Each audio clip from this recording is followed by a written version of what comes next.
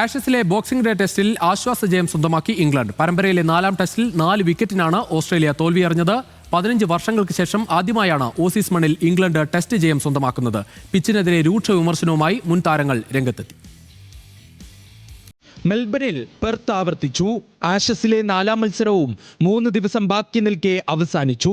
മെൽബണിലെ ബാറ്റർമാരുടെ ശവപ്പറമ്പിൽ 2 ദിനങ്ങളിലായി വീണത് 36 വിക്കറ്റുകൾ. നീണ്ട 15 വർഷത്തെ കാത്തിരിപ്പിനൊടുവിൽ ഓസീസ് മണ്ണിൽ ആദ്യ ടെസ്റ്റ് വിജയം സ്വന്തമാക്കി ഇംഗ്ലണ്ട്.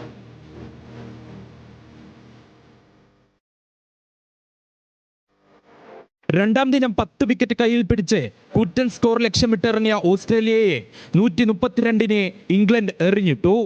ഓസീസ് നിരയിൽ 8 താരങ്ങൾക്ക് 2 അക്കം കടക്കാനായില്ല. 46 റൺസെടുത്ത ട്രാവിസ് ഹെഡും 19 റൺസെടുത്ത കാമറോൺ ഗ്രീനും പുറത്താവാതെ 24 റൺസെടുത്ത സ്റ്റീവ് സ്മിത്തുമാണ് ഓസ്ട്രേലിയക്കായി പൊരുതിയത്. 4 വിക്കറ്റ് വീഴ്ത്തിയ ബ്രൈഡൻ കാഴ്സും 3 വിക്കറ്റ് വീഴ്ത്തിയ ഇംഗ്ലീഷ് നായകൻ ബെൻ സ്റ്റോക്സുമാണ് ഓസീസിനെ എറിഞ്ഞിട്ടത്. ആദ്യ ഇന്നിംഗ്സിന്റെ ലീഡ് ഉൾപ്പെടെ 175 റൺസ് വിജയലക്ഷ്യവുമായി മറുപടി ബാറ്റിംഗിന് ഇറങ്ങിയ ഇംഗ്ലണ്ടിന് മികച്ച തുടക്കം. സാക് ക്രൗളിയും ബെൻഡക്കറ്റും ചേർന്ന് ആദ്യ വിക്കറ്റിൽ 51 റൺസിന്റെ കൂട്ടുകെട്ട്.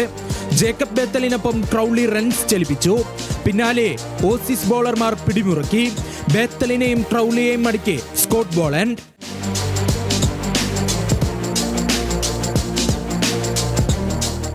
ജയ് റിച്ചാർഡ്സണും മിച്ചൽ സ്റ്റാർക്കും പിന്നാലെ വിക്കറ്റുകൾ വീഴ്ത്തി ഇംഗ്ലണ്ടിനെ പ്രതിരോധത്തിലാക്കി. എന്നാൽ അധികം നഷ്ടം വരുത്താതെ ഹാരി ബ്രൂക്ക് ജാമി സ്മിത്ത് സഖ്യം ഇംഗ്ലണ്ടിനെ വിജയത്തിലെത്തിച്ചു. ജോഷ് ട്രെങ്കാണ് കളിയിലെ താരം. മത്സരം 2 ദിവസത്തിൽ അവസാനിച്ചതിന് പിന്നാലെ രൂക്ഷ വിമർശനമാണ് പിച്ച് ക്യൂറേറ്റർ മാറ്റ് പേജിനെതിരെ ഉയരുന്നത്. 5 ദിവസം മത്സരം നടക്കുമെന്ന് നേരത്തെ പേജ് വാഗ്ദാനം നൽകിയിരുന്നു. ഇന്ത്യയിൽ ടെസ്റ്റിൽ ആദ്യ ദിനം 10 വിക്കറ്റുകൾ വീണാൽ സൂക്ഷ്മ പരിശോധന നടത്തുമെന്നും അതുപോലെ ഓസ്ട്രേലിയയിലും പ്രതീക്ഷിക്കുന്നുവെന്ന് മുൻ ഇംഗ്ലണ്ട് നായകൻ കെവിൻ പീറ്റേഴ്സൺ വിമർശനവുമായി രംഗത്തെത്തി. ബൗളർമാരെ മാത്രം പിന്തുണയ്ക്കുന്ന പിച്ചൊരുക്കിയ തീരുമാനം അംഗീകരിക്കാൻ സാധിക്കില്ലെന്ന് ഓസീസ് ഇതിഹാസം ഗ്ലെൻ മാഗ്രത്ത് പറഞ്ഞു.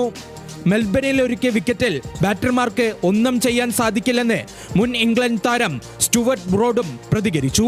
Sports desk news Malayalam.